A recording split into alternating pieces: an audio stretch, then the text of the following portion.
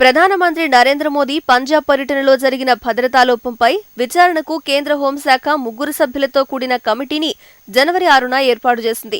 కమిటీకి cabinet secretary security Sudheer Kumar Saxena నాయకత్వం వహించారు. ఇందులో IB joint director Balbir Singh, SPG IG Suresh సభ్యులుగా ఉన్నారు. వేగంగా నివేదిక అందించాలని కమిటీని హోంశాఖ కోరింది. అలాగే ఘటనపై తక్షణ నివేదిక ఇవ్వాలని పంజాబ్ ప్రభుత్వాన్ని హోంశాఖ ఆదేశించింది.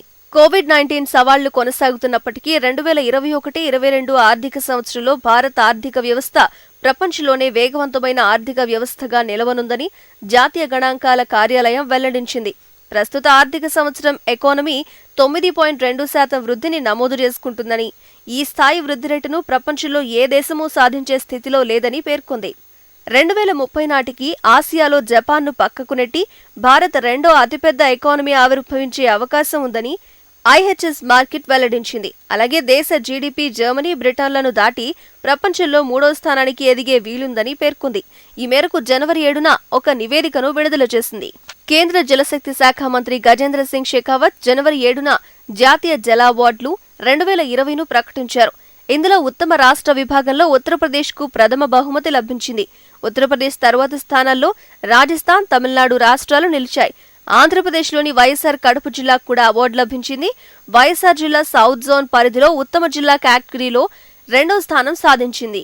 హైదరాబాద్లో 24వ ఈ గవర్నెన్స్ జాతీయ సదస్సు ప్రారంభమైంది.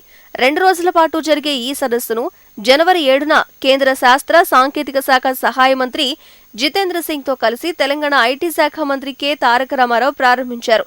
Information technology investment region ITIR విధానాన్ని పునః సమీక్షించాలని, హైదరాబాద్లో ఐటీఐఆర్ ఏర్పాటు చేయాలని కేంద్ర ప్రభుత్వానికి మంత్రి కేటీఆర్ విజ్ఞప్తి చేశారు.